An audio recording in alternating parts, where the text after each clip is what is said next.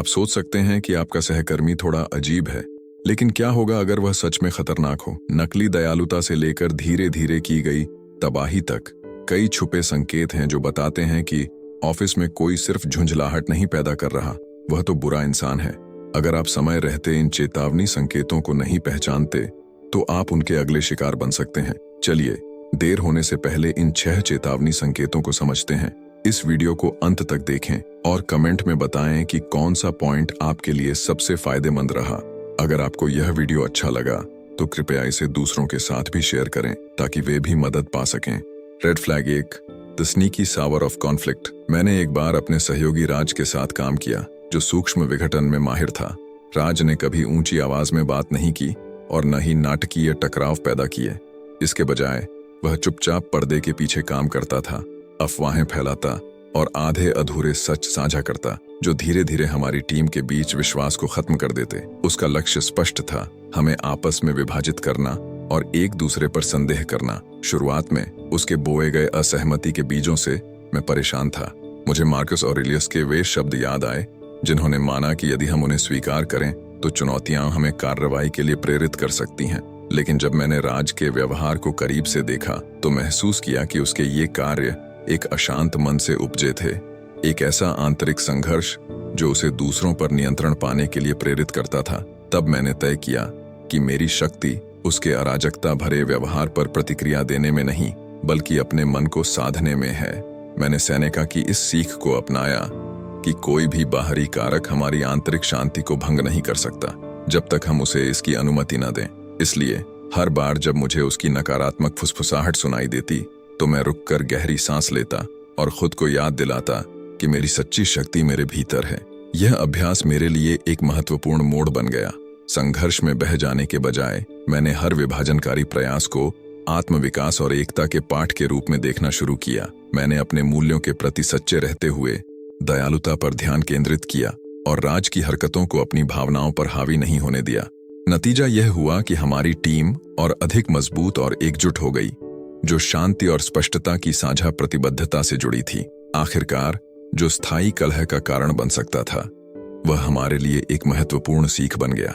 हमारी आंतरिक शांति और एकता ही हमारी सबसे बड़ी ताकत है। राज की चुपचाप फैलाई गई अराजकता एक उत्प्रेरक में बदल गई, जिससे हमें यह एहसास हुआ कि कोई भी बाहरी शक्ति हमारी एकता को तब तक नहीं तोड़ सकती जब तक हम स्वयं उसे ऐसा करने की अनुमति न दें।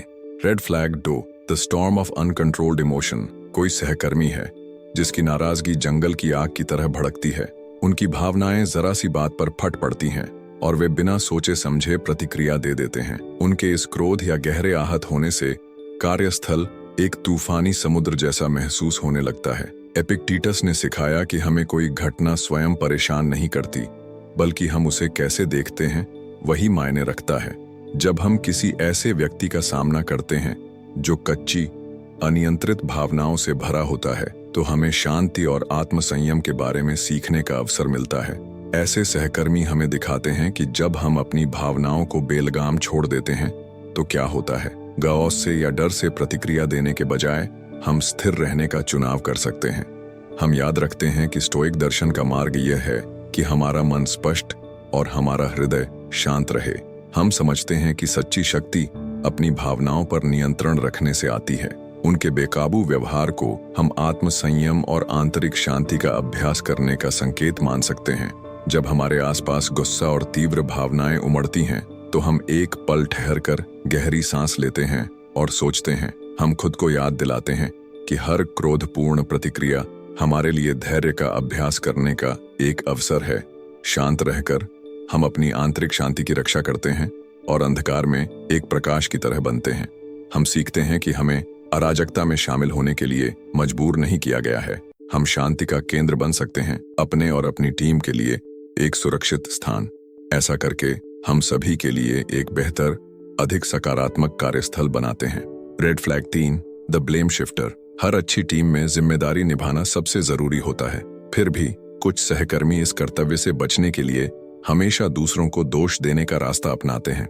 जब कोई गलती होती है तो वे तुरंत किसी और पर उंगली उठा देते हैं। यह आदत आंतरिक कमजोरी का संकेत है। एपिक्टेटस हमें याद दिलाते हैं कि हमारी असली परीक्षा इस बात में है कि हम अपनी गलतियों को कैसे संभालते हैं। जब कोई व्यक्ति अपनी गलतियों को स्वीकार करने से इनकार करता है तो वह अपनी कमजोरी और ईमानदारी की कमी दर्शाता है। एक ऐसा सहकर्मी जो कभी जिम्मेदारी नहीं लेता कार्यस्थल का माहौल विषाक्त बना देता है। सीखने और आगे बढ़ने के बजाय वह बहानों के पीछे छिपता रहता है। सेनेका ने कहा था कि जिम्मेदारी के बिना जीवन एक लंगर के बिना जहाज की तरह होता है। ऐसे लोगों की आदत पूरी टीम में असुरक्षा और अनिश्चितता की भावना पैदा कर सकती है। हमें इस प्रवृत्ति को पहचानना चाहिए और सच्चाई और विकास के प्रति अपनी प्रतिबद्धता को मजबूत बनाए रखना चाहिए। जब हम किसी को दोष टालते हुए देखते हैं तो हमें खुद को याद दिलाना चाहिए कि हमें अपने काम के प्रति ईमानदार रहना है और अपनी गलतियों से सीखना है। हमें इस दोषारोपण के खेल में शामिल नहीं होना चाहिए। इसके बजाय हमें इस क्षण का उपयोग ईमानदारी और साहस का अभ्यास करने के लिए करना चाहिए। हमारे कार्य हमेशा स्टोइक दर्शन की बुद्धिमत्ता से प्रेरित होने चाहिए। जब हम अपने निर्णयों की जिम्मेदारी लेते हैं और अपनी गलतियों से सीखते हैं तो हम विश्वास और एक मजबूत टीम भावना का निर्माण करते हैं। मिलकर हम दोषारोपण से ऊपर उठते हैं और यह दिखाते हैं कि सच्ची ताकत हर स्थिति में अपनी भूमिका स्वीकार करने से आती है। Red flag 4 the power hungry controller.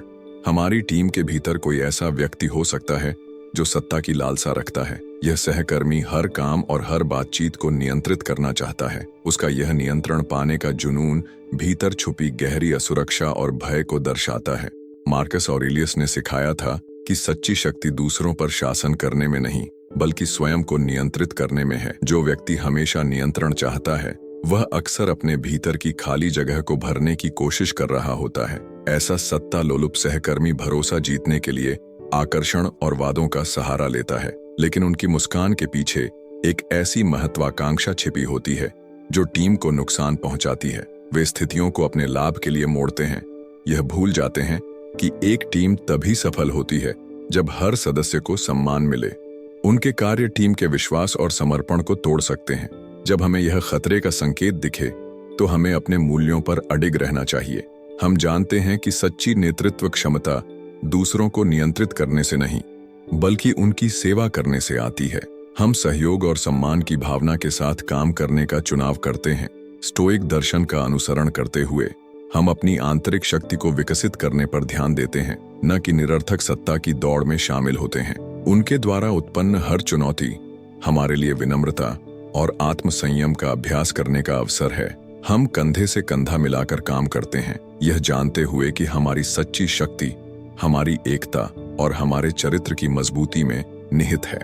Red flag 5 the spreader of harmful gossip शब्द शक्तिशाली होते हैं और यदि उनका गलत उपयोग किया जाए तो वे कई लोगों को आहत कर सकते हैं। एक सहकर्मी ऐसा होता है जिसे हानिकारक गपशप फैलाने में आनंद आता है। वह दूसरों के बारे में उनकी पीठ पीछे बातें करता है और अविश्वास का माहौल बनाता है। उसके शब्द जहर की तरह होते हैं जो धीरे धीरे दोस्ती और टीम वर्क के बंधनों को तोड़ देते हैं। सेनेका ने कहा था कि हम वास्तविकता से अधिक अपने विचारों के कारण पीड़ित होते हैं। जब गपशप हावी हो जाती है तो छोटे छोटे शब्द भी बड़े नुकसान का कारण बन सकते हैं। यह सहकर्मी नकारात्मकता में फलता फूलता है। उसे ऐसा लगता है कि हानिकारक अफवाहों से उत्पन्न अराजकता में ही उसका लाभ है। उसका उद्देश्य टीम को मजबूत बनाना नहीं बल्कि उसे तोड़ना है। यह एक स्पष्ट संकेत है कि उसका मन भटक चुका है और वह अपनी राह खो चुका है। स्टोइक दर्शन हमें सिखाता है कि हमारे शब्द हमेशा निर्माण करने वाले होने चाहिए, न कि विनाशकारी। मार्कस ऑरेलियस ने सलाह दी थी कि हमारा मन शांति और सत्य का स्थान होना चाहिए। जब आप हानिकारक गपशप सुनते हैं तो इसे मौन और सावधानी का अभ्यास करने का अवसर मानें। उनके कटु शब्दों को अपनी आंतरिक शांति भंग न करने दें। इसके बजाय अपने काम और व्यक्तिगत विकास पर ध्यान दें। सच्चाई को अफवाहों से ऊपर रखें और हमेशा विनम्रता से बोलें। ऐसा करके आप यह दिखाते हैं कि आप अपने आसपास की नकारात्मकता से कहीं अधिक मजबूत हैं। मिलकर हम अपने कार्यस्थल को हानिकारक शब्दों के प्रसार से बचाते हैं और विश्वास और सम्मान पर आधारित एक सशक्त समुदाय का निर्माण करते हैं। Red flag 6 the lack of self discipline. एक मजबूत टीम अनुशासन और निरंतर आत्मसुधार पर आधारित होती है।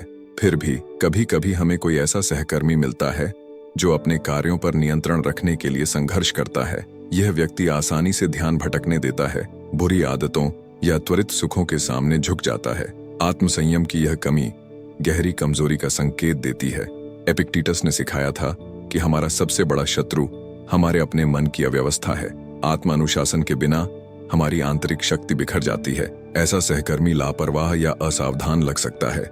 वे न तो अपने दिन की योजना बनाते हैं और न ही अपने लक्ष्यों पर टिके रहते हैं। उनका व्यवहार पूरी टीम की गति को धीमा कर सकता है और दूसरों के लिए अतिरिक्त काम पैदा कर सकता है। जब हम ऐसा देखते हैं तो हमें आत्मसंयम और आंतरिक शक्ति के महत्व की याद दिलाई जाती है। स्टोइक दर्शन के अनुसार अनुशासन का हर छोटा कार्य एक मजबूत चरित्र बनाने में सहायक होता है। हमें इस चेतावनी संकेत को एक सीख के रूप में लेना चाहिए। जब भी हमारा ध्यान भटकने लगे, हमें कड़ी मेहनत और स्पष्ट उद्देश्य के मूल्य को याद रखना चाहिए। हर क्षण को आत्म सुधार का अवसर माने। आत्म अनुशासन को चुनकर हम अपनी आंतरिक शांति की रक्षा करते हैं और एक बेहतर भविष्य का निर्माण करते हैं। हम सभी सीखते हैं कि आत्मनियंत्रण की ओर बढ़ाया गया हर कदम हमें सच्ची शक्ति के करीब लाता है। स्टोइक दर्शन हमें सिखाता है कि हम अपने आसपास होने वाली घटनाओं को नियंत्रित नहीं कर सकते, लेकिन हम अपनी प्रतिक्रिया अवश्य चुन सकते हैं। हर चुनौती के साथ हम धैर्य, ईमानदारी और आंतरिक शक्ति का अभ्यास कर सकते हैं। आइए हम एक साथ खड़े हों और इन सीखों का उपयोग करके एक बेहतर कार्यस्थल और एक शांत, अधिक केंद्रित मन बनाएं। जैसा कि मार्कस ऑरेलियस ने कहा था, अब और समय बर्बाद मत करो यह तय करने में कि एक अच्छे इंसान को क्या होना चाहिए, बस अच्छे इंसान बनो।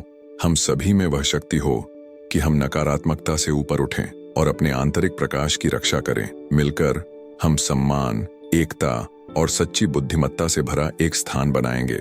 यदि आपको हमारे वीडियो पसंद आते हैं तो नियमित अपडेट के लिए हमारे चैनल को सब्सक्राइब करें। हमारे समुदाय को बढ़ाने में मदद करने के लिए इस वीडियो को अपने दोस्तों और परिवार के साथ लाइक और शेयर करें। साथ ही नीचे कमेंट में अपने विचार साझा करना न भूलें।